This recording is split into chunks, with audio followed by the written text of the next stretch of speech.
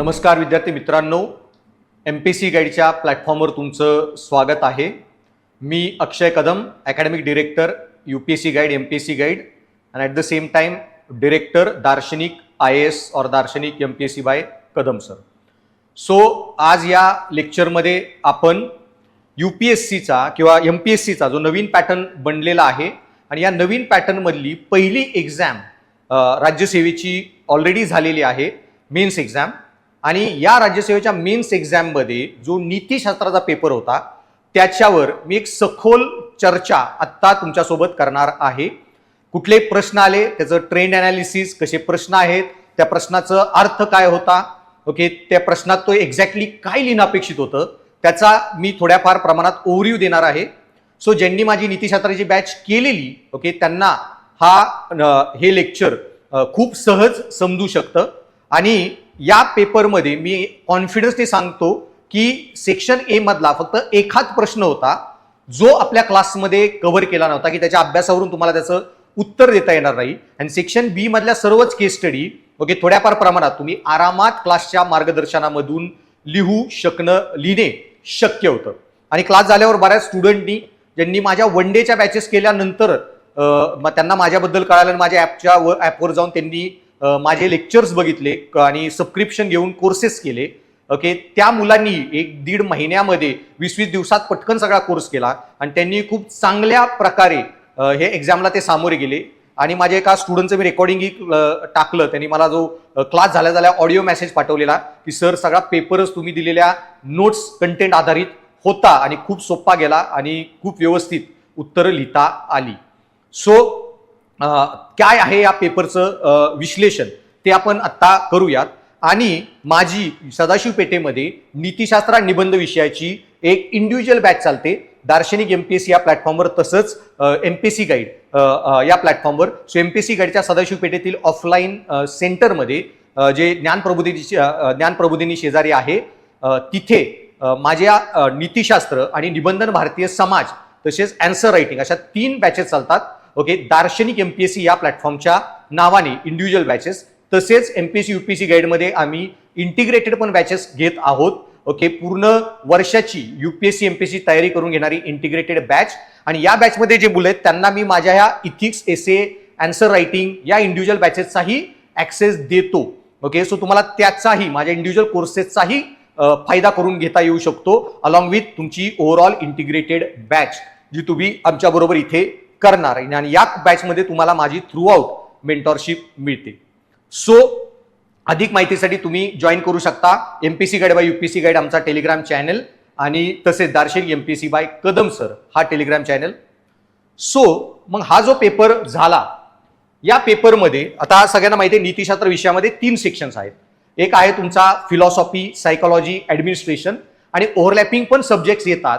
पण तरी ढोबळपणे जर सिलेबसला तुम्ही डिव्हाइड करायला गेला पेपरमधल्या प्रश्नांना, तर फिलॉसॉफी सेगमेंटमधून 4 प्रश्न होते, अराउंड 24 मार्क्स. ओके, पण त्या फिलॉसॉफी सेगमेंटचा बराच पार्ट तुम्हाला ॲडमिनिस्ट्रेशन केस स्टडीमध्ये वापरता येतो. देन सायकोलॉजीमधून 3 प्रश्न होते, अराउंड 22 मार्क. ॲडमिनिस्ट्रेशन हा ऑलवेज इम्पॉर्टंट पार्ट असतो, त्यांनी जास्त फोकस केला ॲडमिनिस्ट्रेशनवर, जवळपास 9 प्रश्न आले 82 मार्काला. केस स्टडी जास्तातच सेक्शन बी पूर्ण 4 केस स्टडी 80 मार्काला ज्या ओव्हरलॅपिंग येतात. आणि केस स्टडीमध्ये 2 अप्लाइड केस स्टडीजवर अप्लाइड इथिक्स हा एक सेगमेंट असतो, मेडिकल इथिक्स, एन्व्हायरमेंटल इथिक्स, या अँगलनी 2 प्रश्न आले आणि 40 मार्काला. सो ओव्हरऑल असा फोकस होता एक्झामिनेशनचा, असे प्रश्न आले. सो मग बघूयात काय प्रश्न होते आणि काय लिहिणं अपेक्षित होतं. सो या MPSC राज्यसेवेच्या मुख्य परीक्षेच्या 2025च्या पेपरमध्ये, ओके, आता हा जो पेपर आहे ना गाईस, क्लासमध्ये, ऑफलाईन क्लासमध्ये जेव्हा माझी नीतिशास्त्राची इंडिव्हिज्युअल बॅच होईल, खूप डिटेलमध्ये मी याचं डिस्कशन करून घेणार आहे. प्रत्येक केस स्टडीचं मॉडेल आन्सर, प्रश्नाचं मॉडेल आन्सर ही क्लासमध्ये मी डिक्टेट करणार आहे. तिथे तुम्ही याचा सखोल मार्गदर्शन घेऊ शकता. आत्ता आपला फोकस हे क्वेश्चन समजून घेणे, ट्रेंड ॲनालिसिस करणे याच्यावर राहणार आहे. आता याच्यामध्ये बघा प्रश्न काय आहे की क्वेश्चन 1A मध्ये, ओके, 5 प्रश्न सब क्वेश्चन त्यांनी दिलेत 2-2 मार्काला. UPSC असं विचारत नाही, पण मध्य प्रदेश स्टेट सिव्हिल सर्व्हिसमध्ये असा प्रश्न येतो. Okay, 2-2 मार्काचे factual. सो आता तुम्हाला हे लक्षात ठेवायचं की हे 2 मार्काचे काही स्मॉल प्रश्न पण येणार आहेत. ओके, पण त्याचं काय सेपरेट अभ्यास करणे असं काय नाहीये, त्याच्यात काय फॅक्ट्स नाहीत विचारलाय त्यांनी. प्रश्न हे अनालिटिकलच टाईप होते, डेफिनेशन ओरिएंटेड. मग त्याच्यामध्ये पहिला कॉन्सेप्ट आहे, पहिला प्रश्न आहे की मानवीय कार्यातील नैतिकतेचे सार, निर्धारक आणि परिणाम स्पष्ट करा. Explain essence, determinants and consequence of ethics in human action. की भाई नैतिकतेचे सार म्हणजे नैतिकता कशात असते, नैतिकता कुठून जन्माला येते, नैतिकता शिकवता येऊ शकते का, आणि डिटर्मिनंट नैतिकतेत योग्य अयोग्य कसं ठरवतो आपण. ओके, की नैतिकता ही परिणामात असते का कर्मामध्ये असते, ओके, साधनात असते का साध्यात असते, असे वेगवेगळे डिटर्मिनंट्स आहेत नैतिकतेचे. ओके, कायदा, पर्यावरण, समाज, धर्म हे ठरवतात काय नैतिक अनैतिक, संविधान एटसेट्रा. सो डिटर्मिनंट्स काय असतात, आणि कॉन्सिक्वेन्सेस की नैतिकतेने माणसाने का वागावं, जर नैतिक नाही वागला तर काय, नैतिक वागून जर जास्त त्रास होत असेल तर भाई अनैतिक वागून का वागू नये. सो कॉन्सिक्वेन्सेस काय आहेत या लाईनवर त्यांनी एक प्रश्न विचारलेला की एक्सप्लेन इसेंट, डिटर्मिनन्स. तिन्हीवर एक एक एक लाईन खूप झालं, याचा अर्थ काय एवढं लिहिलं तरी चालेल. की कॉन्सिक्वेन्सेस नैतिकतेचे परिणाम स्पष्ट करा, माणसाने नैतिक का वागावे, नैतिक न वागण्याचे फायदे काय, वैयक्तिक आयुष्यामध्ये काय आणि सामाजिक दृष्ट्या काय, एक एक वाक्य लिहिलं तरी खूप आहे, कारण 2 मार्काचा प्रश्न आहे. देन खाजगी व सार्वजनिक संबंधातील नैतिकतेतील फरक स्पष्ट करा. की खाजगी संबंधामधील नैतिकता आणि सार्वजनिक संबंधातील नैतिकता म्हणजे तुम्हाला काय योग्य अयोग्य वाटतं आणि प्रशासनाला काय योग्य अयोग्य वाटतं याच्यामधील नैतिक फरक सांगा. म्हणजे तुम्हाला वाटतं नॉनव्हेज खाणं चुकीचं आहे, पण तुम्ही IAS झाला, डेप्युटी कलेक्टर झाला आणि सरकारने सांगितलं की मिड डे मील स्कीममध्ये, मध्यान्ह अन्न योजनेमध्ये नॉनव्हेज दर शुक्रवारी नॉनव्हेज द्यायचंय, तर तुम्हाला जे योग्य अयोग्य वाटतं तुमच्या पर्सनल अनुभवातून ते आलेलं असतं, तुमच्या पर्सनल बॅकग्राऊंड मधून आलेलं असतं, धर्म, समाज, जात वगैरेच्या, आई वडील, तुमचं अपब्रिंगिंग. वाईल सार्वजनिक क्षेत्रामध्ये प्रशासनाला काय योग्य अयोग्य वाटतं हा एका देशाचा, वेगवेगळ्या व्यक्तींचा, अनुभवी अधिकाऱ्यांचा, कायद्याचा, ओके, आणि इतक्या वर्ष प्रशासन चालवण्याच्या अनुभवातून ते आलेलं असतं. त्यानंतर महान नेत्यांचे जीवन मानवी मूल्य रुजवण्यासाठी कसे उपयुक्त ठरते. How do live of great leader help inculcate human value. तर आता प्रश्न काय आहे की मानवी नेत्यांचे जीवन मानवी मूल्य रुजवण्यासाठी कसे उपयुक्त ठरते. प्रश्न नीट समजून घ्यायचे राज्यसेवेमध्ये. उगाच लगेच पोरं चालू करणार की महान मानवी लोक जे असतात, महान लोक जसे की गांधी, शिवाजी महाराज, बाबासाहेब आंबेडकर, नेहरू, पटेल यांच्याकडून आपण बरीच मूल्य शिकू शकतो आणि ते आत्मसात करतो. हे उत्तर नाहीये. प्रश्नाचा ओघ काय आहे की महान नेत्यांचे जीवन मानवी मूल्य रुजवण्यासाठी कसे उपयुक्त ठरते. तर महान व्यक्ती जे असतात ह्या आपल्याला दाखवतात की त्यांच्या आयुष्यामध्ये कशा अडचणी आल्या आणि अशा प्रसंगामध्ये, नैतिक पेच प्रसंगांमध्ये पण ते कसे नैतिकतेने वागले, त्यांनी नैतिक संकटांचा ओके कसा सामना केला आणि नैतिक हे आहेत नैतिक विरोधाभासी वृत्ती कशा त्यांनी सोडवल्या. ओके, आणि हे दाखवून ते समाजासाठी आदर्श निर्माण करतात. तर भगवद्गीता इथिक्स मध्ये कृष्णाने अर्जुनाला जे सांगितलेलं की तुम नर हो और मैं नारायण और समाज हमें आदर्श मानता है, इसलिए जो समाज के हित में होगा वही हमें करना है. आणि आपल्याला चांगले स्टँडर्ड्स ठेवायचे समाजापुढे. सो आदर्श व्यक्तिमत्वे ही लोकांनी कसं वागावं, अडचणीत पण नैतिक कसं वागता येतं अशी मानकं प्रस्थापित करतात आणि त्यांच्याद्वारे समाज तीच मूल्य आत्मसात करून तसा जगतो. त्यांनी दिलेल्या आयुष्यातील उदाहरणांतून त्यांचे आयुष्यच एक उदाहरण बनतं. सो मग गांधींचं एक वाक्य इथं लिहू शकता, माझे आयुष्य म्हणजेच माझे जीवन, my life is my message. त्याच्यानंतर explain the role of family in inculcating values. मूल्य रुजवण्यात कुटुंबाची भूमिका स्पष्ट करा. ओके, सो आता इथं बघा की मूल्य रुजवण्यात कुटुंबाची भूमिका स्पष्ट करा. इथे प्रश्न अगेन खूप महत्वाचा आहे की त्यांनी कुटुंबातून कोणती मूल्य शिकतो हे नाही विचारलंय, कुटुंबाची भूमिका स्पष्ट करा. म्हणजे कुटुंब का महत्वाचं आहे. इथं तुम्हाला काय लिहायचंय की उत्तरामध्ये की कुटुंब हा आपण नैतिकता कुठून शिकतो, मूल्य कुठून शिकतो, सामाजिकीकरण करणारे घटक. सामाजिकीकरण करणारे घटक कोणते आहेत, बरेच आहेत. ओके, तुमचं कुटुंब आहे, आई वडील आहेत, आदर्श व्यक्तिमत्व आहेत, शाळा, शाळेतील शिक्षक, पुस्तकं, मीडिया, सोशल मीडिया, संविधान, कायदे, तंत्रज्ञान, भौगोलिक परिस्थिती वगैरे, इतिहास, बऱ्याच गोष्टीतून आपण मूल्य शिकतो. त्यांनी विचारलं की मग फॅमिली का बरं महत्वाची, फॅमिलीची भूमिका काय आहे. तर फॅमिली ही आयुष्यातील सगळ्यात पहिला सामाजिकरण करणारा घटक असतो. बाकी घटक आपल्या आयुष्यावर प्रभाव नंतर पाडतात. घरामध्ये फॅमिली हा सगळ्यात महत्वाचा घटक आहे आणि प्रचंड मूल्य हे आपण आई वडिलांना बघून शिकतो. ओके, त्यांच्याकडून इमिटेशन लर्निंग हे टेक्निकल कॉन्सेप्ट वापरायचे वृत्ती शिकवताना मी जे सांगितलं की इमिटेशन लर्निंग, अनुकरणात्मक शिक्षण ही एक प्रोसेस असते जिथे अनकॉन्शियसली आपण बरीच मूल्य आईवडिलांकडून शिकतो. तसंच एक कॉन्शियस प्रोसेस असते ऑब्झर्वेशन लर्निंग. ओके, अनुकरणात्मक शिक्षण. सो अनुकरणात्मक शिक्षण, इमिटेशन लर्निंग आणि सोशल लर्निंग, सामाजिक शिक्षण, या दोन्ही प्रोसेसेस मधून इमिटेशन लर्निंग आणि सोशल लर्निंग कॉन्शियसली कॉन्शियसली आपण बरीच मूल्य ही आईवडिलांकडून आत्मसात करतो. आणि आईवडील अधिकृत असतात जे आपल्यावर कंट्रोल करतात. ओके, त्याच्यामुळे रिवॉर्ड आणि पनिशमेंट देऊन पण ती आपली मूल्य घडवतात. आईची एक कानाखाली बसली, कळाला काहीतरी चूक केलंय, चॉकलेट मिळालं काहीतरी बरोबर केलं आहे. आणि अजून कुटुंब का महत्वाचं आहे, कारण आपली विचारशक्ती अजून विकसित झालेली नसते. आपण लहान असतो, मूल्य निर्मिती होत असते. आपण टॅब्युला रसा, कोरी पाटी असतो आणि या कोऱ्या पाटीवर मूल्य रुजवण्याचं पहिलं काम करणारी, सामाजिकरण करणारी संस्था म्हणजे कुटुंब. सो हे तुम्ही किती टू द पॉइंट लिहिताय आणि एक्झॅक्ट जे पाहिजे ते किती लिहिताय याच्यावर तुमचे मार्क्स राहतात. आणि त्याची काळजी करू नका, माझ्या क्लासमध्ये तुम्ही गोष्टी परफेक्ट सगळ्या शिकणार आहात, शिकसाल आरामात. देन नैतिकता अभ्यासक्रमात केस स्टडी पद्धतीचा वापर का केला जातो. आता प्रश्न काय बघा, कुठं सिलेबसमध्ये हा प्रश्न तुम्हाला येणार नाहीये. सिलेबसचा टॉपिक आहे केस स्टडी, पेपरमध्ये त्यांनी केस स्टडी पण दिल्यात. प्रश्न काय म्हणलाय की नैतिकता अभ्यासक्रमात केस स्टडी पद्धतीचा वापर का केला जातो. तर 3 टाईपच्या नैतिकतेचे पैलू आहेत. सो नैतिकतेमध्ये 4 पैलू येतात. मेटा इथिक्स, विश्लेषणात्मक नीतिशास्त्र, नॉर्मेटिव्ह इथिक्स, नियामक नीतिशास्त्र, वर्णात्मक इथिक्स, डिस्क्रिप्टिव्ह नीतिशास्त्र आणि एक तर अनुप्रयुक्त किंवा अप्लाइड इथिक्स. तुम्ही जे नैतिक संकल्पना शिकत आहात त्यांचा ऍक्च्युअल प्रॅक्टिकली दैनंदिन जीवनात कसा वापर करायचा, हे अनुप्रयुक्त शिक्षण जर तुम्हाला पाहिजे असेल तर केस स्टडी मदत करतात. आणि त्याचबरोबर तुम्ही जेव्हा वेगवेगळे नैतिक सिद्धांत शिकता ते जेव्हा पण ते ऍक्च्युअली थेरॉटिकली शिकणं वेगळं असतं, पण समाजामध्ये वावरताना प्रॅक्टिकली जेव्हा तुम्ही नैतिक पेच प्रसंगाचा सामना करता आणि कॉन्फ्लिक्ट और क्रायसिस ऑफ कॉन्शियन्स, अंतरात्म्याचे संकट निर्माण होते, ते सोडवणे.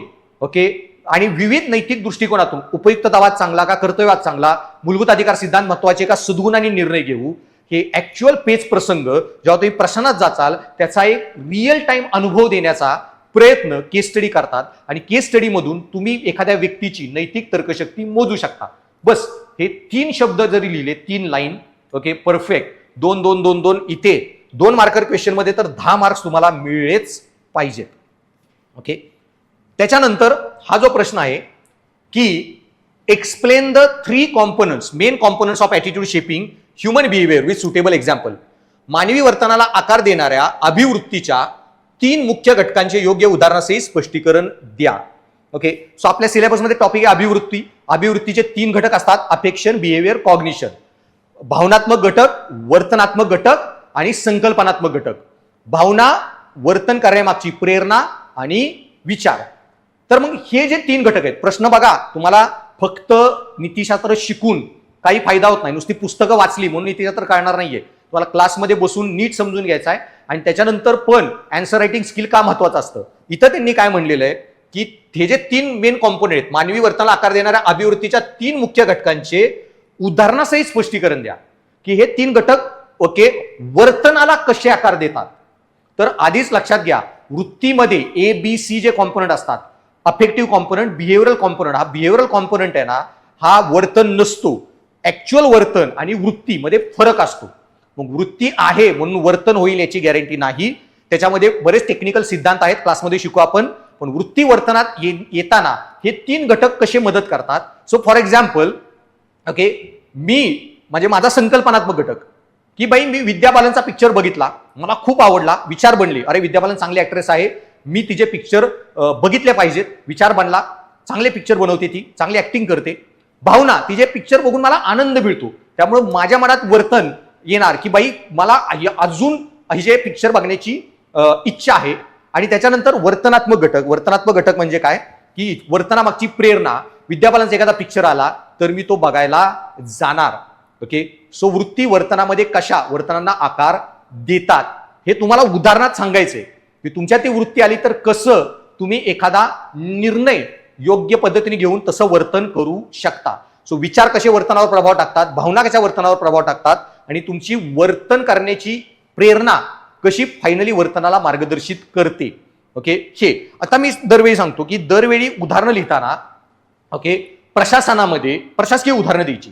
मी क्लासमध्ये खूप उदाहरणं देईन, त्यामुळे हे विद्याबालांचं मी तुम्हाला समजण्यासाठी सांगितलं पर्सनल उदाहरण, पण जेव्हाही शक्य होईल प्रशासकीय उदाहरणं द्यायची उत्तर लिहिताना, ती मी कशी ते सांगेन. पण इथे एक प्रशासकीय उदाहरण तुम्हाला सांगण्यासाठी ओके की जातीयवाद हा पण एक वृत्ती आहे की ह्या समाजाचे लोक असे, त्या समाजाचे लोक तसे. एकदा विचार बनले की ऑटोमॅटिकली त्या विचारांमुळे एखाद्या समाजाकडे बघण्याचा आपला दृष्टिकोन दूषित होतो, मग भावना जोडल्या जातात. हे विचारातून तुमच्या मनामध्ये तिरस्कार, घृणा, द्वेष पैदा होतो एखाद्या जातीबद्दल, धर्माबद्दल, आणि ही चीड ओके त्याच्यामध्ये मग ऑटोमॅटिकली ह्या लोकांना मी नोकरीवर ठेवणार नाही, ह्या लोकांना मी भेदभाव करणार, यांच्याशी व्यवहार करणार नाही, अशी प्रेरणा वर्तनाबद्दल जन्माला येते. आणि तिन्ही घटक एकत्र येऊन समाजामध्ये वंशवाद, जातीयवाद ओके लिंगभेद हे सर्व वृत्ती बाहेर दिसून येतात, वर्तनाला आकार देतात. सो अशी सामाजिक प्रशासकीय शक्यतो उदाहरण द्यायची, चांगले मार्क मिळतात. आणि मी आपल्या क्लासमध्ये ढिगभर उदाहरणं देईन, तुम्हाला वाचल्या कळणार आहे इथं कुठलं उदाहरण लिहायचं, सरांनी कुठली उदाहरण दिलेली. नंतर हा कॉन्सेप्ट बघा की क्वेश्चन बघा, what is the impact of lack of self awareness among top level administrators in an organisation on the overall functioning of organisation. एखाद्या संघटनेतील उच्चस्तरीय प्रशासकांमध्ये आत्मभान किंवा स्वजाणीवेच्या अभावाचा संघटनेच्या एकूण कामकाजावर काय परिणाम होतो. ओके, आता हा प्रश्न बघा, what is the impact of lack of self awareness among top level administrators in an organisation on the overall functioning of the organisation. Okay, so आपल्याला नीतिशास्त्रामध्ये एक टॉपिक आहे भावनिक बुद्धिमत्ता. भावनिक बुद्धिमत्तेचे 5 घटक आहेत. ओके, सहवेदना, एम्पॅथी, सेल्फ अवेअरनेस आत्मभान जागरूकता, स्वनियमन self regulation, then social skill सामाजिक कौशल्ये, आणि इंट्रिन्सिक मोटिवेशन आंतरिक प्रेरणा. आता हे जे 5 घटक आहेत त्याच्यामध्ये त्यांनी प्रश्न काय विचारलाय एका घटकावर की वृत्तीमध्ये सेल्फ अवेअरनेस आत्मजागरूकता भावनिक बुद्धिमत्तेत जी आत्मजागरूकता जो घटक आहे तो प्रशासकीय अधिकाऱ्यांमध्ये असणं का गरजेचं आहे. क्लासमध्ये सगळं डिटेलमध्ये डिस्कस केलेलं, प्रत्येक घटक त्याचा अर्थ काय तो असेल तर भावनिक बुद्धिमत्तेत कसा त्याचा प्रभाव होतो आणि त्याचं एक प्रशासकीय उदाहरण मी दिलेलं. सो आत्मजागरूकतेमध्ये मी उदाहरणच दिलेलं की एखादा की बाई मला तुम्हाला दिवाळीतला फटाकडा वाजला, म्हणजे क्लासमध्ये जोक करून सांगितलेलं, आणि तुम्ही खुर्चीवर उलटे पालटे होताय घरामध्ये, आणि मला मिलिटरीमध्ये जॉईन व्हायचंय. घराबाहेर बॉम्ब फुटला ना बंकरच्या बाहेर, तिकडे बंकरमध्ये हार्ट अटॅकनी मरचाल. सो बाय आर्मी तुमच्यासाठी नाहीये, तुमच्याकडे आत्मजागरूकता पाहिजे. मग ज्या माणसाकडे स्वतःबद्दलची जागरूकता नाही, आत्मजागरूकता म्हणजे स्वतःत कुठली क्षमता आहेत, कौशल्य आहेत, हेच एखाद्या माणसाला माहित नसेल, तो माणूस समाजामध्ये अधिकारी झाल्यावर कुठलेही चांगले दूरदर्शी निर्णय घेऊ शकणार नाही. स्वतःची क्षमता वगैरे माहित नसतील तर बऱ्याच रिस्की डिसिजन तो घेऊ शकतो वगैरे. आणि हे निर्णय म्हणजे जसा माझा दार्शनिक एमपीएससी कोचिंग प्लॅटफॉर्म होता, मी इथिक्स, एसे, आन्सर रायटिंग, भारतीय समाज ह्या बॅचेस घेणार होतो. पण मग मला इथून युपीएससी गाईडने ऑफर दिली की आमच्या ह्याच्यात मर्ज व्हा, पार्टनर व्हा, आणि आमचं सगळं टेक्निकल अकॅडमिक डिरेक्टर बना, सगळ्या ब्रांचेस हँडल करा. मी म्हणलं ठीक आहे येतो, आणि मी इथे ब्रांचला यांच्यात मर्ज केलं. आता मला तो कॉन्फिडन्स होता, आत्मजागरूकता, की बाई मी हे करू शकतो, इंटिग्रेटेड बॅचेस मी चालवतो, पुण्यामध्ये निम्मे मार्केट मी बंद पाडू शकतो. युपीएससी एमपीएससी मी तेवढे 10 वर्ष मी शिकवलेले, नवीन सिलेबसवर माझा कमांड आहे, तेवढी माझ्याबद्दल आत्मजागरूकता होती, माझ्याबद्दलच्या क्षमतांबद्दल मला कॉन्फिडन्स होता. मी म्हणलं ठीक आहे, I am ready to join. आता हे असल्यावरच मी माझ्या खालची जी लोक आहेत, तुम्ही जे विद्यार्थी आहात, त्यांना नीट मार्गदर्शन करू शकतो. आणि हेच प्रशासनामध्ये पण आहे की प्रशासकीय अधिकारी ओके त्यांच्यामध्ये हा गुणधर्म असणं खूप गरजेचं आहे. सो आता पीवाय अनालिसिस काय असतं, हा पेपर मी का डिस्कस करत आहे, तो या पेपरमधून तुम्हाला कोणती गोष्ट कळली की प्रश्न आलेला आहे आत्मजागरूकतेचं भावनिक बुद्धिमत्तेतील आणि प्रशासनातील महत्व स्पष्ट करा. तुम्हाला आता मी 4 कॉम्पोनंट सांगितलेले. प्रश्न नेक्स्ट टाइम मध्ये हा प्रश्न रिपीट नाही होणार, पण वेगळा प्रश्न येईल की सद्भावनेचं सहवेदनेचं म्हणजे प्रशासकीय अधिकाऱ्यांमध्ये, एखाद्या संघटनेतील उच्चस्तरीय प्रशासकीय अधिकाऱ्यामध्ये सहवेदनेच्या अभावाचा काय परिणाम होईल, आंतरिक प्रेरणेच्या अभावाचा काय परिणाम होईल, सामाजिक कौशल्यांच्या अभावाचा काय परिणाम होईल, स्वनियमनाच्या अभावाचा काय परिणाम होईल. बेसिकली तुम्हाला हे 4 असे ऍडिशनल प्रश्न बनवू शकतात, किंवा इन जनरल भावनिक बुद्धिमत्तेच्या अभावाचाच काय परिणाम होईल असाही तुम्हाला प्रश्न येऊ शकतो. ओके, सो बेसिकली आणि आमची जी वीकली टेस्ट होते ओके, क्लासरूममध्ये. त्याच्यामध्ये मी हाच प्रश्न स्टुडंटकडून लिहून घेतला की भावनिक बुद्धिमत्तेच्या अभावाचा परिणाम सांगा. आणि माझी जी इथिक्सची वन डेची बॅच असणार आहे, sorry not one day, regular आपली एक 75 तासांची 75 लेक्चरची जी बॅच असणार आहे, या बॅचमध्ये ओके हे बाकीचे 4 कॉम्पोनंट सांगितलेत ना, मी सर्व डिस्कस करून घेणार आणि त्याच्यावर आन्सर रायटिंग ही करून घेणार. ओके, त्याच्यानंतर थोडा टेक्निकल हा कॉन्सेप्ट आहे. हा मी नीतिशास्त्र विषयात नव्हता शिकवला, पण एसएच्या लेक्चरमध्ये AI आणि इथिक्स हे मी टॉपिकच शिकवले. कारण एसएचा जेव्हा मी क्लास घेतो इंडिव्हिज्युअल बॅच किंवा UPSC MPSC गाईडमध्ये इंटिग्रेटेड बॅचेसमध्ये, तर माझ्या त्या दार्शनिक MPSC प्लॅटफॉर्मवर हा जो निबंधाची मी बॅच घेतलेली, त्यात 20 तास मी निबंध कसा लिहावा हे लिहिलं. नंतर 40-50 तास निबंधात काय लिहायचं, तर निबंधात सारख्या वेगवेगळ्या थीम्स येतात, मी त्याच्यावर चर्चा केली. त्याचं मी डिस्कशन पण अपलोड केलेलं आहे युट्यूबला. ह्या राज्यसेवेचा जो पेपर झाला, पहिलाच टॉपिक आपल्या क्लासमधला होता. मी महिलांचे निबंध शिकवलेले, अॅनालिटिकल लेवलला शिकवलेले, फिलॉसॉफिकली महिलांचे इश्यू डिस्कस केलेले, सायकोलॉजिकली महिलांचे इश्यू डिस्कस केलेले, आणि निबंध तोच आला पहिलाच. मुलं खूप खुश झाली की महिला सशक्तीकरणासाठी महिलांनी स्वतःची मानसिकता बदलणं गरजेचं आहे. ओके, हा निबंध आला, मुलांना ॲज इट इज लिहिता आला. तशीच मी सायन्स टेक्नॉलॉजीची एक थीम शिकवलेली, सायन्स आणि रिलिजन, सायन्स आणि अध्यात्म वगैरे. त्याच्यामध्ये सायन्स म्हणजे काय, अध्यात्म म्हणजे काय, धार्मिकता म्हणजे काय, सगळे कन्सेप्ट शिकवलेले. स्ट्रेट फॉरवर्ड निबंध आला, तुम्ही धार्मिक नव्हता आध्यात्मिक असू शकता. तसं मग मी अजून एक निबंधाची थीम शिकवलेली, टेक्नॉलॉजी, तंत्रज्ञान आणि नैतिकता, आणि त्याच्यामध्ये हा प्रश्न डिस्कस केलेला. तर त्याच्यावरच फक्त इकडे प्रश्न आला, तुम्ही आरामात इथिक्सच्या चर्चेतून ते उत्तर लिहू शकता. सर प्रश्न काय आहे की ई गव्हर्नन्समध्ये कृत्रिम बुद्धिमत्तेचा वाढता वापर कार्यक्षमता वाढवतो, मात्र अल्गोरिदम, पूर्वग्रह व पारदर्शकतेशी संबंधित नैतिक प्रश्न निर्माण करतो. नैतिक मुद्द्यांची चर्चा करा व दुर्बल घटकासाठी निष्पक्षता उत्तरदायित्व सुनिश्चित करण्यासाठी उपाय सुचवा.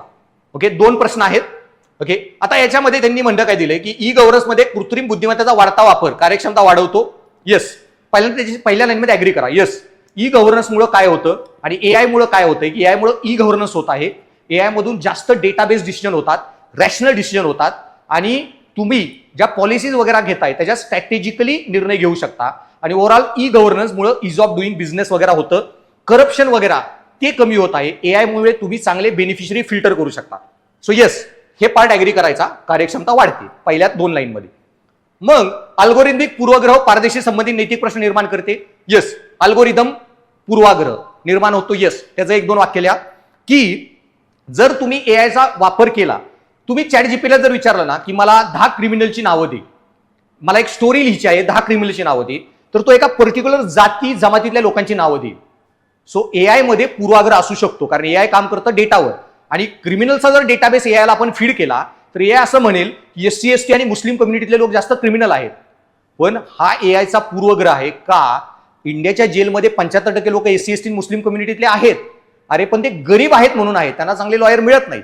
ओके, पण एखादा चांगला आसाराम बापू सरकार वगैरे किंवा मोठा एखादा श्रीमंत बिझनेसमॅन असेल, ओके, पॉर्शे ऍक्सिडेंट झाला तसा, तर तो माणूस स्वतःचा वकील घेऊन तो कधीच डेथ पेनल्टीवर त्याला होणार नाही, मृत्यूदंड होणार नाही, जेलमध्ये जाणार नाही. आणि याच्यामुळे तुम्ही जे निर्णय घेत आहात प्रशासनामध्ये, त्या निर्णयांमध्ये की AIचा जास्त वापर झाला तर असे बायस डिसिजन होऊ शकतात. एखादा जाती वगैरे बद्दल, स्त्रियांबद्दल वगैरे पण जे डेटा तुम्ही कलेक्ट करताय तो होऊ शकतो. आणि तसेच पारदर्शकता, ट्रान्सपरन्सी, की AI एखादा निर्णय घेतय तर ते का घेतय. तुम्ही AIला विचारलं काय करू, AIने सांगितलं, अरे पण का, तुम्हाला त्याच्या मागचं कुठलं उत्तर मिळत नाही, आणि त्याच्यामुळं निर्णय जे होत आहे ते पारदर्शक होतील याची गॅरंटी नाही. ओके, आणि त्याच्यामुळं आता हे खूप डिटेल टॉपिक आहे, आता मी 2 मिनिटात सांगू शकत नाही, पण काय ओघ होता प्रश्नाचा ते समजून घ्या. आणि ह्याच्यामध्ये मग ऍडमिनिस्ट्रेशन सायन्स अँड टेक लिहायचं नाहीये, नीतिशास्त्र, प्रशासनाच्या अँगलनी उत्तर लिहिता आलं पाहिजे. पेपर 4ला नीतिशास्त्राच्या पॉलिटीचा पेपर बनवू नका, चांगले मार्क पाहिजे असतील तर. आणि नंतर पुढे काय म्हणलं ते तुम्ही ऍग्री केलं का, असंच झालेलं आहे. नैतिक मुद्द्याची चर्चा करा, ते केले तुम्ही. आणि दुर्बल घटकासाठी निष्पक्षता उत्तरदायित्व सुनिश्चित करण्यासाठी उपाय सुचवा. मग AIनी बायस, पूर्वाग्रह दूषित निर्णय घेतले नाहीत पाहिजेत, निष्पक्ष निर्णय घेतले पाहिजेत. त्यासाठी तुम्हाला काय करावं लागेल, त्याचे बरेच ऑप्शन्स अवेलेबल आहेत की तुम्ही ह्युमन ओव्हरसाईट, AI जे पण निर्णय घेत आहे त्याचं ह्युमन ओव्हरसाईट पाहिजे. आणि एक कॉन्सेप्ट आलाय AI मध्ये नवीन, एक्सप्लेनेबल AI. ओके, जे AI नुसता निर्णय घेत नाही, असाच निर्णय का घेतला याचं स्पष्टीकरण देतं. सो कुठलाही एआयचा निर्णय घेऊन तुम्ही कुठलाही प्रशासनात निर्णय घेत असाल तो असाच का घेतला गेला हे तुम्ही एआयला विचारणं गरजेचं आहे. आणि त्याचबरोबर फक्त एआयला तुम्ही निर्णय घेण्यासाठी वापरू नका, एआयला तुम्ही स्वतःच्या मदतीसाठी वापरा. आणि फायनल ऑथॉरिटी ही माणसाच्याच हातात राहिली पाहिजे, तर निष्पक्ष उत्तर होतील. आणि उद्या एआयने एखादा निर्णय घेतला आणि त्याच्यामुळे काही प्रॉब्लेम झाला, जबाबदार कोण? त्याच्यामुळे एआयला असेच निर्णय द्यावेत जे मानवी जीवनावर जास्त प्रभाव पाडणार नाहीत. डेटा अनालिसिस, डेटा इंटरप्रिटेशन, एवढ्याच गोष्टी. फायनल डिसिजन मेकर हा एक सरकारी अधिकारीच पाहिजे. आणि त्याच्यामुळं आपल्याला उत्तरदायित्व सुनिश्चित करता येतं. तसं उत्तरदायित्व सुनिश्चित म्हणजे काय? एआयच्या गाडीने रस्त्यावर माणूस उडवला, कुणाला तुम्ही उत्तरदायी धरणार? एआयच्या गाडीला, त्याच्या मालकाला, मागं बसलेल्या पॅसेंजरला कसं ठरवायचं? हा प्रश्नातही प्रश्न होऊ शकतो. एखाद्या निर्णयामध्ये उत्तरदायी कुणाला पकडायचं? खूप टेक्निकल कॉन्सेप्ट आहे, मी 2-3 तास डिस्कस केलेला, त्यामुळे इथे जास्त डिटेलमध्ये सांगू शकत नाही. देन पुढे, सोशल मीडियाच्या युगात द्वेषपूर्ण भाषण व चुकीची माहिती सामाजिक सलोख्यावर परिणाम करू शकतो. लोकशाही समाजात अभिव्यक्ती स्वातंत्र्य व सामाजिक सलोखा यांचा समतोल साधताना येणाऱ्या नैतिक आव्हानांची चर्चा करा. So in the age of social media, hate speech and misinformation can disturb social harmony. Yes, social मीडियावर कोणीही माहिती शेअर करू शकतो आणि सोशल मीडियावर कुठलाही रेग्युलेशन नाहीये, कंटेंट रेग्युलेशन त्याला म्हणतात, ते नाहीये. त्यामुळं तुम्ही माहिती अपलोड करा. त्याच्यानंतर वादविवाद झाल्यावर तुम्ही IT ऍक्टमध्ये सेक्शन 66 वगैरे जे आहेत त्याच्यानुसार कंप्लेंट रेज करू शकता, म्हणजे 24 तासात वगैरे ती माहिती उडवू शकतात. पण तोपर्यंत माहिती पसरून दंगे पण निर्माण होऊ शकतात. एखादा काही ब्लास्फेमस कंटेंट लिहू शकतो वगैरे, एखाद्या आदर्श व्यक्तिमत्वांची विटंबना वगैरे ऑनलाईन होऊ शकते आणि याच्यातून समाजामध्ये तेढ, वादविवाद, दंगे असल्याही काही गोष्टी होऊ शकतात. आणि जर ते आपल्याला नको असेल तर मग पुढे प्रश्न काय म्हणतोय? लोकशाही समाजात अभिव्यक्ती स्वातंत्र्य व सामाजिक सलोखा यांचा समतोल साधताना येणाऱ्या नैतिक आव्हानांची चर्चा करा. मग सोशल मीडियात हे होतंय, म्हणून मग तुम्ही एखाद्या व्यक्तीने एखादी गोष्ट बोलू नये का? सो आपल्याला freedom of speech and expression, अभिव्यक्ती स्वातंत्र्य आणि त्याच्यातून समाजावर कुठले निगेटिव्ह इम्पॅक्ट होणार नाहीत ना, या दोन्हीचा समतोल साधावा लागेल. त्याच्यासाठी तुम्हाला काय लागेल तर सोशल मीडियासाठी तुम्हाला कंटेंट रेग्युलेशनचा एक कायदा लागेल आणि त्या कायद्यामध्ये जो जुना होता section 66A of IT act, आणि त्याच्यामध्ये काही स्पेसिफिक वस्तुनिष्ठ क्रायटेरिया तुमच्याकडे पाहिजेत. कुठल्या गोष्टी सोशल मीडियावरून बॅन करू शकतो किंवा त्याच्यामध्ये काही कंटेंट असेल ज्याच्यामुळे एखाद्या माणसाविरुद्ध आपण केस करू शकतो, डीपफेक AI व्हिडिओ बनवणे वगैरे, धार्मिक वादविवाद होतील असे व्हिडिओ बनवणे, धार्मिक दंगली घडतील अशा दंगलींना प्रोत्साहन देणे वगैरे, चुकीच्या माहितीतून एखाद्याचं रुमर रिपोर्टिंग होऊन एखाद्याचा हे झालं, मॉब लिंचिंग झालं, अरे किडनॅपर आले, माहिती पसरवली, त्याच्यामुळं वादविवाद झाले, असे जे गोष्टी आहेत त्याच्यामुळं जर सामाजिक हे होणार असतील, सुव्यवस्था बिघडणार असेल, धार्मिक ऐक्य बिघडणार असेल, भारताच्या सार्वभौमत्वाला धोका होणार असेल वगैरे, किंवा असे कोविड वगैरे मध्ये काही मिसइन्फॉर्मेशन स्प्रेड करताय, जसं आता चालू आहे ना सोशल फायनान्शियल हे स्टॉक मार्केटवाले, सेबीनी बंदी आणली, तुम्ही विदाउट फायनान्शियल नॉलेज असली माहिती शेअर करू शकत नाही, तशी डॉक्टरांसाठी आणा. कोणीही डॉक्टरांचं ज्ञान सोशल मीडियावर शेअर करू नये. हे इंजेक्शन घ्या, हे खावा आणि ते खावा. सो असा एक लॉ बनवून आपण अभिव्यक्ती स्वातंत्र्य आणि सामाजिक समतोल दोन्ही कसा साधू शकतो याच्यावर तुम्हाला चर्चा करणं अपेक्षित होतं. त्याच्यानंतर हा प्रश्न खूप इझी आहे, मी तर क्लासमध्ये खूप वेळा डिस्कस केलेला, की व्हॉट इज इथिक्स, नीतिशास्त्र म्हणजे काय, लोकप्रशासनातील त्याचे महत्व स्पष्ट करा. सो व्हॉट इज इथिक्स, नीतिशास्त्र म्हणजे काय? सो नीतिशास्त्र ही फिलॉसॉफी म्हणजे तत्वज्ञानाची एक शाखा आहे जी आपण जीवनात कोणते आदर्श वर्तन केलं पाहिजे, आयुष्यात कोणत्या ध्येय प्राप्त केली पाहिजे याच्या संबंधित आहे, आणि जे माणसाने आयुष्यात कोणत्या गोष्टी केल्याच पाहिजेत हे मार्गदर्शित करते. So what is ethics? Definition लिहा. So ethics is the branch of philosophy that deals with what are good and bad ends to pursue in life. It is therefore a practical discipline which guides what one ought to do in conduct of his life. So John डिकची definition आहे नीतिशास्त्राची, ती लिहून टाका direct, आणि लोकप्रशासनात त्याचे महत्व स्पष्ट करा. आता पुढे प्रश्न काय बघा, की लोकप्रशासनात नीतिशास्त्र का महत्वाचं आहे? इथं प्रश्न, आणि बरीच मुलं मग उत्तर लिहून येतात आणि मग मार्क नाहीत आले म्हणून मग UPSCला शिव्या, MPSCला शिव्या, कोचिंग क्लासला शिव्या, मास्टरला शिव्या. अरे प्रश्नात मग विचारलं काय ते नीट नाही कळलं ना तर काही लिहून येणार. प्रश्नात काय विचारलंय, सिग्निफिकन्स, महत्व सांगा. ही प्रश्नात नीतिशास्त्राचे महत्व सांगा. सो प्रश्नात नीतिशास्त्राचे महत्व सांगताना मग तुम्हाला म्हणणं हे पहिल्यांदा दाखवावं लागेल की प्रशासन नैतिकतेने चालणं का गरजेचं आहे. सो मग तुम्हाला सांगावं लागेल की मॉडर्न डेमोक्रेसीजमध्ये, सिव्हिलाइज डेमोक्रेसीमध्ये प्रशासनाचा अंतिम उद्देश हे काय असतो की लोकप्रशासनामध्ये कल्याणकारी राज्य एन्श्युअर करणे, वेलफेअर ऑफ द मासेस, अंत्योदय, सगळ्यात लास्ट दुर्बल घटकांपर्यंत पोहोचणे, प्रतिसादात्मक प्रशासन चालवणे, रिस्पॉन्सिव्ह गव्हर्नन्स, आणि कंपॅशनेट, करुणाभावी सरकार. देन प्रशासनामध्ये समता आणि न्याय सुनिश्चित करणे, जे मूलभूत अधिकारामध्येच आहे, आर्टिकल 14, आर्टिकल 15, आणि व्यक्ती स्वातंत्र्याचं रक्षण करत प्रशासन चालवणे. सो प्रशासन चालवणे म्हणजे काय ते तुम्ही सांगितलं. आता ह्या गोष्टी करताना नीतिशास्त्र का महत्वाचं आहे, कारण नीतिशास्त्र तुम्हाला मग सांगतं की मूलभूत अधिकाराचं जतन करणे, मूलभूत अधिकाराचा सिद्धांत सांगतो. प्रशासन चालवताना समता आणि समानता कशी सुनिश्चित करावी हे प्रशासन सांगतं. नीतिशास्त्रामुळे तुम्ही प्रशासनात नैतिक अधिकारी, इथिकली कम्पिटंट म्हणजे नैतिक संस्कार क्षमता असलेले अधिकारी प्रशासनात घेऊ शकता, जे देश चालवताना जास्त इथिकली तुमचा देश चालवू शकतात.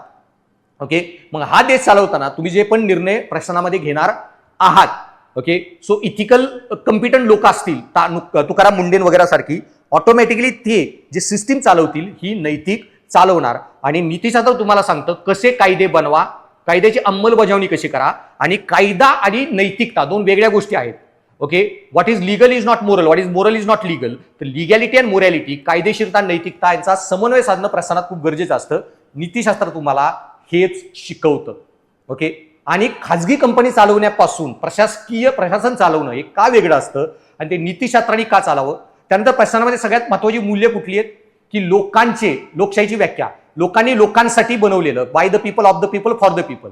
आणि हे जर तुम्हाला सुनिश्चित करायचं असेल, of the people, by the people, for the people, तर तुम्हाला काय करायचंय, लोकांचा प्रशासनात सहभाग वाढला पाहिजे, लोकांचा प्रशासनावर विश्वास वाढला पाहिजे, लोकांना प्रशासनातील सचोटी दिसली पाहिजे कारभारात, प्रशासनाच्या अधिकाऱ्यांची विश्वासार्हता त्यांना जाणून आली पाहिजे, आणि लोकांना प्रशासन हे आपलं वाटलं पाहिजे. जे शिवाजी महाराज म्हणले स्वराज्य, लोकांचं राज्य, आणि हे घडवून आणायचं असेल तर प्रशासनात नीतिशास्त्र महत्वाचं आहे.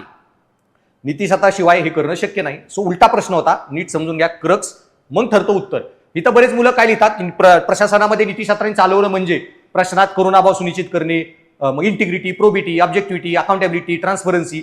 अरे नैतिक प्रशासन म्हणजे काय नाही विचारलं, प्रशासनात नैतिकतेचे महत्व विचारलंय. आणि मग पोरं रडत बसतात, चांगलं मी लिहून आलतो तरी मला मार्क नाहीत आले. त्यासाठी आन्सर रायटिंग का महत्वाचं आहे.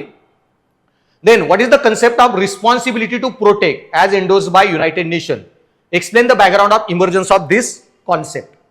ओके, सो आता हा जो टॉपिक आहे ना, रिस्पॉन्सिबिलिटी ऑफ प्रोटेक्ट, हा एकमेव प्रश्न होता, मी जे म्हणलं ना माझ्या नोट्समधून नव्हता. कारण काय ना, आता असे हजारो कॉन्सेप्ट आहेत नीतिशास्त्रामध्ये. आता आपल्याला सिलेबसमध्ये एक टॉपिक आहे आंतरराष्ट्रीय नीतिशास्त्र, international ethics in international relations वगैरे. आता त्याच्यामध्ये हा कॉन्सेप्ट आहे की रिस्पॉन्सिबिलिटी टू प्रोटेक्ट, मराठीमध्ये त्याला म्हणले संरक्षणाची जबाबदारी. तर युनायटेड नेशनच्या एका लॉमध्ये आहे. तर असे खूप काही प्रश्न येऊ शकतात की जे तुम्ही कैदी पकडलेत आंतरराष्ट्रीय युद्धामध्ये त्यांचे अधिकार, जिनिवा कन्व्हेन्शन, रेफ्युजी लोक तुमच्या देशात आले त्यांचे अधिकार, रेफ्युजी कन्व्हेन्शन, असे सरकारी मदत जे एकमेकांना देशांना करतो त्याच्यामधले नैतिकतेचे नियम. सो नैतिकते रिलेटेड खूप असे इंटरनॅशनल रूल्स आहेत.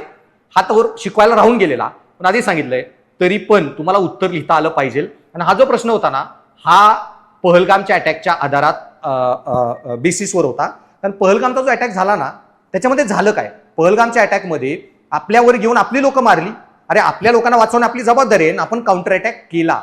सो प्रत्येक देशाकडे संरक्षणाची जबाबदारी आहे आणि स्वतःच्या लोकांच्या संरक्षणासाठी ते कोणतीही कारवाई करू शकतात सार्वभौमत्वाच्या रक्षणासाठी. सो एखाद्या देशावर हल्ला झाला, त्यांच्या नागरिकांवर हल्ला झाला, तर त्या देशाला पूर्ण सार्वभौम अधिकार आहे. आणि या प्रिन्सिपलमध्ये अजून एक प्रिन्सिपल आहे की जर तो देश स्वतःच्या नागरिकांचं रक्षण करण्याला सक्षम नसेल तर त्या केसमध्ये दुसरे देश हस्तक्षेप करू शकतात आणि संरक्षणाची त्या देशाची जबाबदारी दुसऱ्या देशांनी किंवा इंटरनॅशनल कमिटीने घेणं गरजेचं आहे. आता हा खूप चांगला कायदा आहे. याच्यामुळं तुमची देशांमध्ये ज्या लढाया होतात ह्या देशाचे वादविवाद, बॉर्डरचे डिस्प्यूट, की अरे आमची बॉर्डर ही बॉर्डर आमची, ती बॉर्डर तुमची, याच्यावरून हटून जगाचा फोकस कशावर जातो? जगाचा फोकस व्यक्ती अधिकारांवर जातो. सी, भारतात पाकिस्तानवर LOC वरून लढाई झाली ना, बऱ्याच लोकांनी आपल्याला नावं ठेवली असती की LOC बॉर्डर तुम्ही का क्रॉस केली, हा इंटरस्टेट डिस्प्यूट आहे, तुम्ही कोर्टात सॉल्व्ह करायचा होता. त्यामुळे आपण जर उद्या LOC ओलांडली आणि युद्ध झालं, पाकिस्तान इंटरनॅशनल कोर्टात जाऊ शकतं. ही देशाच्या सीमेची लढाई होती. पण पहलगाममध्ये आपली लोक मारली, आपण लोक मारले म्हणून आपण त्यांना मारलं, पाकिस्तानवर बॉम्ब टाकले. कुठल्याही देशाला विचारायची आपल्याला हिंमत नाही तुम्ही काउंटर अटॅक का करत आहात. ओके, कारण संरक्षणाची जबाबदारी हा युनायटेड नेशननी दिलेला अधिकार आहे भारत सरकारला. पण मग बऱ्याच वेळी असं झालेलं आहे की ही जी संरक्षणाची जबाबदारी अधिकार दिलेला आहे, तो अधिकार हा युनायटेड नेशन हे अनबायस प्रकारे वापरत नाही. ओके, इराणमध्ये घुसले, सिरियात घुसले, हमासमध्ये घुसले. ओके, असे आफ्रिकेतल्या गोरगरीब देशात घुसतात हे इंटरनॅशनल कंट्रीज, अमेरिका वगैरे. तुम्ही रशियात का घुसला नाही? कुठले युनायटेड नेशनचे लोक सगळे युरोपमध्ये तटस्थ राहिले. सर, ह्या कन्सेप्टवर काही टीका पण आहेत, त्या टीका पण तुम्ही उत्तरात लिहू शकता. त्याच्यानंतर पुढचा प्रश्न आहे, एकात्म मानव दर्शन प्रणित अंत्योदयाचे शेवटच्या माणसाची मुक्ती नीतिशास्त्र सांगा. So explain the ethics of Antyodaya, emancipation of last man, which is advocated in integral humanism. आता हे जे इंटिग्रल ह्युमॅनिझम जो कन्सेप्ट आहे, ओके, त्याच्यामध्ये मानवतावाद, ओके, आणि तो कन्सेप्ट दीनदयाल उपाध्यायांनी दिलेला. पण अंत्योदय जो कन्सेप्ट आहे ना, तो बऱ्याच तत्वज्ञानांनी दिलेला आहे. मी क्लासमध्ये गांधी शिकवताना खूप डिटेलमध्ये अंत्योदय कन्सेप्ट गांधींचा जास्त फेमस आहे, तो शिकवलेला, तोच ॲज इट इज लिहायचा होता. सो दीनदयाल उपाध्यायांचा एकात्म मानव किंवा एकात्म मानवतावाद या कॉन्सेप्टमध्ये त्यांनी काय सांगितलेलं आहे की प्रशासन आणि देश आणि समाजाची जबाबदारी काय असते हे त्यांनी एक्सप्लेन केलेलं. आणि याच्यामध्ये ते म्हणले की देशाची प्रशासनाची सगळ्यांची जबाबदारी ही लोकांचं कल्याण होणे ही असतं. मनुष्य साधन नाही साध्य आहे, आणि त्याच्यामुळं सरकार, देश, अर्थव्यवस्था ही साधनं आहेत आणि साध्य हे लोककल्याण असावं. प्रशासनाचं सगळ्यात महत्वाचं काम सगळ्यात दीन दुर्बल घटकांपर्यंत पोहोचणे. सो गांधीजींना जेव्हा विचारलेलं की तुमच्यामध्ये लोकशाही ही सक्षम आहे का, भारताची लोकशाही हे कसं ठरवणार तुम्ही, भारताची लोकशाही सफल ठरली का, त्यावेळी गांधीजी बोललेले की जर ह्या भारताच्या लोकशाहीमध्ये सगळ्यात दुर्बल घटकाला ही आर्थिक, सामाजिक आणि कायदेशीर मोबिलिटी मिळाली, सोशल, इकॉनॉमिक, लिगल मोबिलिटी, की तो त्याचा दर्जा वाढवून भारताच्या सर्वात उच्च पदावर जाऊ शकतो, तर भारताची लोकशाही ही सफल झाली. म्हणजे भारतातल्या झारखंड सारख्या मागासवर्गीय भागातील एका गावातील एक स्त्री भारताची राष्ट्रपती होत असेल म्हणजे भारताची लोकशाही सफल झाली. अंताचा उदय आपली लोकशाही करू शकते. सो प्रशासनामध्ये पण श्रीमंतासाठी जे प्रशासन नसतं, श्रीमंतासाठी प्रशासनाला त्यांना लागतच आहे, ते स्वतःचे वकील घेतील आणि लढतील. प्रशासनाचं कामच आहे दुर्बल घटकांसाठी लढणे, आणि दुर्बल घटकांसाठी लढणे हे हे आहे की अंत्योदय जो उद्देश. सो प्रशासनाला हा संदेश दीनदयाल उपाध्यायांनी दिला. त्या काळी अर्थव्यवस्थेचं पण काम काय आहे की GDP वाढवणं आहे देशांचा. इतके गोरगरीब लोक आहेत, भारतात GDP वाढतोय, फक्त 2च माणसांचा वाढतोय, अंबानी, अदानी. तुमच्या भारतामध्ये आर्थिक दरी जी वाढत आहे म्हणजे तुमच्या अर्थव्यवस्थेचा दीन दुर्बलांना फायदा होत नाही, म्हणजे अंत्योदय होत नाही. आजच्या परिस्थितीचं एखादं उदाहरण हे तुम्ही टाकू शकता. आणि या कॉन्सेप्टमध्ये अंत्योदयाच्या दीनदयाल उपाध्याय हे बोललेले की ह्यांनी त्या काळी ज्या थिअरीज होत्या, एक होता ॲडम स्मिथचा भांडवलवाद, जो एक्सेसिव्ह इंडिव्हिज्युअलिझम, की एका माणसाचा, भांडवलदाराचा पैसा कमवण्याचा अधिकार, ओके, त्याच्यावर फोकस करायचा. तर मार्क्सचा समाजवाद हा क्लास स्ट्रगल, जाती जाती, धर्मातल्या भांडणांवर फोकस करायचा. तर दीनदयाल उपाध्याय किंवा गांधींच्या अंत्योदयांनी सांगितलं की हे वैयक्तिक फायदा आणि समाजातील संघर्ष किंवा एक व्यक्ती आणि समाजाचा संघर्ष याच्याऐवजी व्यक्तीचं जीवन हे केंद्रस्थान पाहिजे तुमच्या कायद्यांच्या, समाजाच्या, धर्माच्या, लोकशाहीच्या, प्रशासनाच्या, अर्थव्यवस्थेच्या केंद्रस्थानी. ओके, सो हा अंत्योदयाचा कॉन्सेप्ट खूप मस्त कॉन्सेप्ट आहे आणि असा टू द पॉइंट लिहायचा, हवेत काही लिहायचं नाही. मी जी आता वाक्य सांगितली तीच लिहायची, तुम्हाला प्रचंड मार्क मिळतील. त्याच्यानंतर उपयुक्ततावादी नीतिशास्त्राचा न्याय संकल्पनेचा असलेला संबंध चिकित्सकरित्या स्पष्ट करा. आता हा कॉन्सेप्ट बघा खूप भारी आहे की नियामक नीतिशास्त्रात मी 4 शाखा शिकवलेल्या: सद्गुण नीतिशास्त्र, परिणामवादी नीतिशास्त्र, कर्तव्यवाद आणि मूलभूत अधिकार. सद्गुणमध्ये पण मी बरेच सद्गुण सांगितलेले. सद्गुण नीतिशास्त्रामध्ये अरिस्टॉटल, प्लेटो, सॉक्रेटिस, बुद्धा, महावीरा, स्टॉईक, इपिक्युरियन सगळे तत्व त्यांनी शिकवले. परिणामवादामध्ये पण 4 शाखा बघितलेला. उपयुक्ततावाद जो इथं विचारलेला, बेंथॅम आणि मिलचा उपयुक्ततावाद, नैतिक स्वारस्यवाद, नैतिक परोपकारवाद, नैतिक सुखवाद. त्यानंतर कर्तव्यवादामध्ये पण 3 शाखा शिकवलेल्या, भगवद्गीतेतील कर्मनैतिकता, गांधींच्या कर्मसिद्धांत आणि इमॅन्युअल कांटचा कर्मसिद्धांत आणि मग जॉन लॉकचा मूलभूत अधिकार सिद्धांत. याच्यामध्ये हा जो परिणामवाद होता ना, पूर्ण थेरी शिकवलेली, पण प्रश्न परिणामवादावर नाही. इथंच मुलं परिणामवाद म्हणजे काय लिहून येतात, मॅक्झिमाइज प्लेजर, मिनिमाइज पेन, जास्तीत जास्त लोकांच्या सुखाचे निर्णय घ्या, दुःख कमी करा. प्रश्न घुमून आलेला आहे, युपीएससी पॅटर्नवर आहे. ओके, की नुसतं नॉलेज नकोय त्यांना. आता तुमचं प्रशासनात तुम्ही उद्या नीट उपयुक्ततावाद लावू शकता का? त्यांनी काय म्हणले, उपयुक्ततावादी नीतिशास्त्राचा न्याय संकल्पनेशी असलेला संबंध स्पष्ट करा. स्पष्ट करा पण नाहीये, चिकित्सकरित्या स्पष्ट करा. म्हणजे उपयुक्तवादामुळे न्याय होतो. कारण उपयुक्तवादात आपण काय म्हणतो, मॅक्झिमम लोकांच्या सुखाचे निर्णय घ्या, मॅक्झिमाइज प्लेजर, मिनिमाइज पेन. पण हे करताना तुमची सुख दुसऱ्याच्या दुःखातून आली नाही पाहिजेत. एकाला मारून त्याचे 5 अवयव काढून 5 जणांचा जीव वाचवला, उपयुक्ततावाद लावू शकत नाही. 5 तर लोक असले ना, मग एखादा हे काढले, अवयव काढले, काय फरक पडतोय? ओके, असा उपयुक्ततावाद तुम्ही लावू शकत नाही. सो उपयुक्ततावादामध्ये काही कंडिशन आहेत. ओके, की मॅक्झिमाइज प्लेजर, मिनिमाइज करताना तुम्हाला समतेचं तत्व घेऊन चालावं लागतं आणि त्यालाच म्हणतात सामाजिक परिणामवाद, सामाजिक सुखवाद. मॅक्झिमाइज प्लेजर करा, मिनिमाइज पेन करा, पण व्यक्तिगत नाही, सामाजिक, समाजाचं सुख वाढवा. म्हणून तो न्याय प्रस्थापित करतो, समतेला महत्व देतो वगैरे. पण हे करताना चिकित्सकरित्या विचारलेला आहे, तर तो दरवेळीच तुम्ही अनबायस मॅनरनी पण उपयुक्ततावाद लावू शकता. तरी पण काही लोकांच्या मूलभूत अधिकाराचं उल्लंघन होऊ शकतं. कोविडमध्ये आपण 60 वर्षांच्या लोकांना व्हॅक्सिन दिल्या पहिल्यांदा, पण 55 वर्षाचा एखादा म्हातारा ज्याला ते इंजेक्शन मिळलं असतं, पण त्याच्या आधीच त्याचा नंबर येईपर्यंत व्हॅक्सिन तो मेला कोविड होऊन, त्याचे अधिकार गेलेच ना निष्पक्षपणे. सो उपयुक्ततावाद न्याय प्रस्थापित करतो. काही तत्व आहेत, समतेचं तत्व, देन निष्पक्षतावादी वस्तुनिष्ठपणे निर्णय घेऊन उपयुक्ततावाद लावणे. ते मी क्लासमध्ये डिटेलमध्ये शिकवेन. पण ते करताना तुम्हाला हे पण लिहायचंय, कारण वाक्यात शब्द आहे चिकित्सकरित्या. वेगळी बाजू, उपयुक्ततावाद दरवेळीच ओके तुमचा हे जे न्याय करेलच असं नाही. सो उपयुक्ततावाद कसा न्यायाचं उल्लंघन करतं, ओके, जीवनाचे प्रमाणीकरण, मूल्यांचे प्रमाणीकरण वगैरे, ते मॅक्झिमाइज प्लेजर करतं, युनिव्हर्सलाइज प्लेजर करत नाही. हे असे 4-5 टॉपिक सगळं व्यवस्थित शिकवलेलं क्लासमध्ये. ओके, ॲज इट इज हे पण उत्तर तुम्हाला लिहिता येऊ शकतं. सो मी आधी सांगितलंय, माझा क्लास सोडून तुम्हाला काही बघावं लागणार नाही. माझं क्लास आणि मी आणि माझ्या मिसेस डेप्युटी कमिशनर IRS आहेत मधुलिका कदम, त्यांनी आम्ही जे दोघांनी पुस्तक लिहिले, जे युपीएससीत बरीच मुलं वापरतात, दिल्लीला माझं ऑलरेडी ते युपीएससी साठी बुक होतं. As it is line by line me convert केलंय. एमपीसी आहे म्हणून मी काही इझी शिकवत नाही. ओके, आणि पेपरही ते क्लिअरच केलं. युपीएससी लेवलला शिका, युपीएससी दर्जाचं शिका, आणि मास्टरला ते शिकवता येत असेल ना, तर तुम्हाला काही भीतीची गरज नाही. आरामात तुम्ही खूप उत्तम उत्तर लिहू शकता. देन पुढं, प्रशासनाच्या प्रक्रियेत नैतिक मूल्यांना बळकटी देण्यासाठी सर्वसाधारणपणे अवलंबली जाणारी विविध धोरणे स्पष्ट करा. So explain the various strategies normally adopted for strengthening ethical values in governance. So प्रशासनामध्ये इथिकल गव्हर्नन्स वाढवायचं असेल, ॲज इट इज कॉन्सेप्ट शिकवलेला, काय काय तुम्ही करू शकता. तर एक कॉन्सेप्ट मी शिकवलेला, इथिकल इन्फ्रास्ट्रक्चर, नैतिक पायाभूत सुविधा कशा हे करा, सशक्त करा. सो नैतिक पायाभूत सुविधांचा कॉन्सेप्ट पूर्ण लिहून टाकायचा आहे. मग पहिल्यांदा तुम्हाला जर नैतिक संरचना वाढवायची असेल तर 2 गोष्टी कराव्या लागतात. एक, चांगली लोक घ्या, इथिकली कॉम्पिटंट लोक.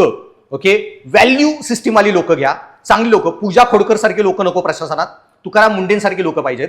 चांगल्या व्यक्ती घ्या आणि मग काय, चांगले कायदे बनवा. So virtue ethics and deontological ethics, conscience as well as laws, rules, regulation, कायदे, नियम, नियमन आणि चांगले अंतरात्मा, नैतिक अंतरात्मा असलेले लोक, हे 2 सुनिश्चित करावं लागेल. आणि हे करण्यासाठी कोणती प्रक्रिया अवलंबली जाते, तर पहिलं तुमची सिलेक्शन प्रोसेस. हे जे इथिक्सचा पेपर आहे, तुम्हाला जे ट्रेनिंग दिलं जातं, ethical training, ethical selection, ethical guidance, आणि मग कायदे, civil service code of conduct rule, okay, ते कायदे, whistle blower act, right to information act, ह्याच्यामधून तुम्ही प्रशासनातील उत्तरदायित्व सुनिश्चित करता, पारदर्शकता वाढवता, ई गव्हर्नन्सची मेकॅनिझम आहेत, सगळे ते लिहायचे आहेत तुम्हाला. आणि कोणते अवलंबले जातात, ही धोरणं कशी अवलंबली जातात, आणि नैतिक प्रशासन कसं सुनिश्चित केलं जातं, प्रशासकीय नीतिशास्त्रात पूर्ण डिटेलमध्ये शिकवलेला टॉपिक आहे हा. देन प्रशासकांना नैतिक मार्गदर्शन देऊ शकतील असे काही भारतीय कायदे स्पष्ट करा. त्याचं थोडा मॉडिफिकेशन आलं. असे काही कायदे सांगा जे source of guidance, ethical guidance म्हणून प्रशासनात काम करतील. तर त्याच्यामध्ये civil service code of conduct rule 1963, then Maharashtra civil service conduct rule 1966, त्याच्यानंतर आत्ता फडणवीस सरकारने मागच्या वर्षी सोशल मीडियाचा कसा वापर करा म्हणून एक नोटिफिकेशन काढली. ते कंडक्ट रूल तुम्हाला मार्गदर्शन करतात. त्याचबरोबर तुमचे एक value system related public service delivery जो लॉज आहेत की त्याचा काय उद्देश आहे. देन सिटीजन चार्टर ऍक्ट तो आहे.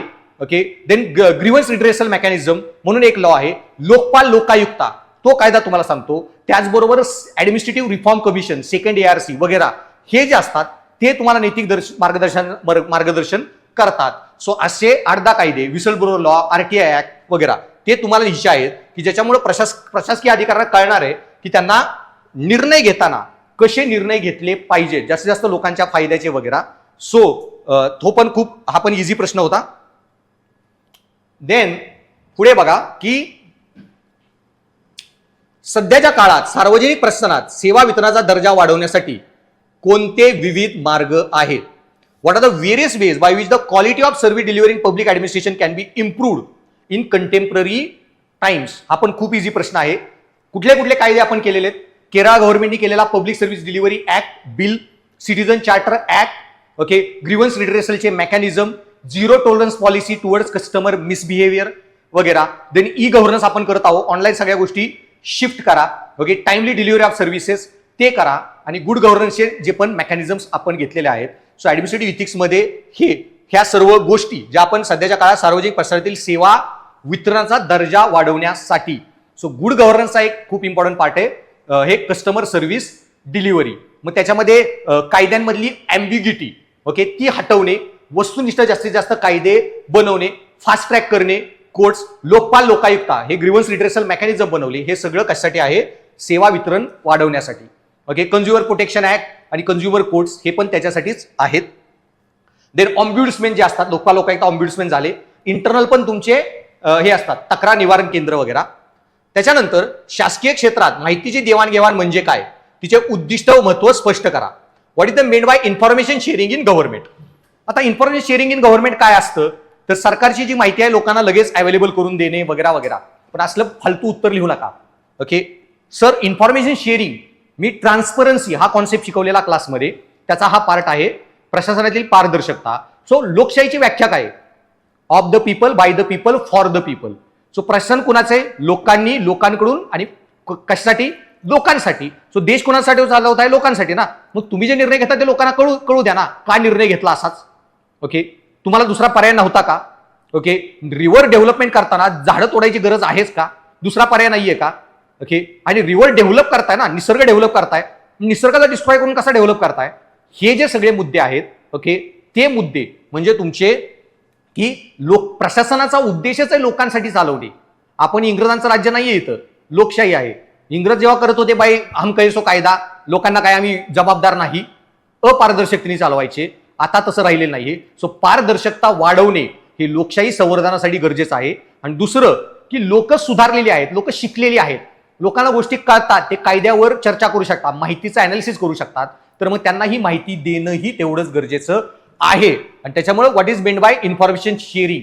इन्फॉर्मेशन शेअरिंग म्हणजे हेच सुनिश्चित करणे की लोक प्रशासनामध्ये कोणती अपारदर्शकता नाही, सर्व माहिती लोकांना कमी वेळेत कमी खर्चात ओके उपलब्ध आहे. माहिती ई गव्हर्नन्सच्या मेकॅनिझमनी ऑनलाईन वगैरे पण उपलब्ध आहे. आणि त्याच्यानंतर पुढे काय? Explain it's objective and importance. आता हे का करायचं, याचं ऑब्जेक्टिव्ह काय? ऑब्जेक्टिव्ह काय ते सांगितलं मगाशी, कारण लोकशाहीची व्याख्याच ती आहे. हेच ऑब्जेक्टिव्ह आहे. ओके, आणि याच्यातून आपल्याला काय करायचंय? पारदर्शकता वाढल्यामुळे काय होतं? लोक सहभाग वाढतो, लोक प्रश्न विचारतात प्रशासनाला आणि याच्यातून उत्तरदायित्व सुनिश्चित होतो. ओके, आणि त्याचं इम्पॉर्टन्स, आणि याच्यामुळे काय? लोक प्रशासनात भाग घेतील. अजून ऑब्जेक्टिव्ह मध्ये काय आहे की ऑब्जेक्टिव्ह मध्ये लोकांना जर कळालं प्रशासन काय निर्णय घेतोय तर लोक त्यांचे निर्णय जास्त चांगल्या प्रकारे सपोर्ट करतील. ओके, निर्णयांच्या सक्सेसमध्ये सरकारला मदत करतील आणि लोकसहभागामुळे तुम्ही अजून जास्त चांगलं प्रशासन चालवू शकता. ओके, सो हे त्याचे फायदे तुम्हाला जे लिहायचे उद्दिष्टे आणि महत्व. एकदम straight forward question as it is क्लासमध्ये सर्व मुद्दे डिस्कस केलेले आणि लिहिचा होता. ओके, याच्यानंतर काही केस स्टडीज आहेत. ओके, केस स्टडी पण खूप भारी आणि स्ट्रेट फॉरवर्ड होत्या. सो केस स्टडीचं मी सेपरेट लेक्चर डिस्कशनचं अपलोड करेन. सो आतापर्यंत जो तुम्हाला मी पार्ट सांगितला आणि याचं मी एक सेपरेट पार्टमध्ये डिस्कशन अपलोड करेन. So thanks for listening guys. आणि तुम्हाला जसं मी सांगितलं की नीतीशास्त्राचं वन स्टॉप सोल्युशन, निबंध आणि भारतीय समाजचं वन स्टॉप सोल्युशन पाहिजे असेल तर माझी ह्या दोन्ही बॅचेस आहेत, प्लसच एमपीएससीच्या आन्सर रायटिंगचीही बॅच आहे. ओके, या इंडिव्हिज्युअल बॅचेस पण आहेत. आणि जर तुम्हाला इंडिव्हिज्युअल बॅच पण करायची आहे, म्हणजे नीतीशास्त्र निबंधाचा चांगला अभ्यास करायचा आहे आणि इंटिग्रेटेड पण कोचिंग पाहिजे बाकी विषयांचं, तर युपीएससी गाईड एमपीएससी गाईडमध्ये इंटिग्रेटेड बॅचमध्ये ऍडमिशन घेऊ शकता. आणि या बॅचमध्ये मी तुम्हाला इंडिव्हिज्युअल बॅचचा पण ऍक्सेस देतो. सो इंटिग्रेटेड बॅचमध्ये पण ते विषय कव्हर होतात आणि इंडिव्हिज्युअल बॅचमध्ये पण डिटेलमध्ये तुम्हाला ऍडिशनल ते विषय कव्हर करून मिळतात. आणि फक्त इंडिव्हिज्युअल बॅच करायची असेल, या तिन्ही माझ्या बॅचेस आहेत. तुमचं उत्कृष्ट आन्सर रायटिंग करून घेतलं जाईल आणि नीतीशास्त्र निबंध भारतीय समाजासाठी तुम्हाला काही बघायची गरज नाही. अधिक माहितीसाठी तुम्ही युपीएससी गाईड आणि दार्शनिक एमपीएससी चे टेलिग्राम चॅनेल ॲपच्या लिंक्स खाली दिलेल्या आहेत. आणि मला भेटायचं असेल तर माझ्या नंबरवर कॉन्टॅक्ट करा, तोही खाली दिलेला आहे, 955 22 68 758, अक्षय कदम सर. आणि फिजिकली भेटायचं असेल तर फक्त अपॉइंटमेंट घेऊन एमपीएससी गाईड युपीएससी गाईडच्या ऑफलाईन सेंटर पुण्यामध्ये सदाशिव पेठेत तुम्ही येऊ शकता. सो धन्यवाद.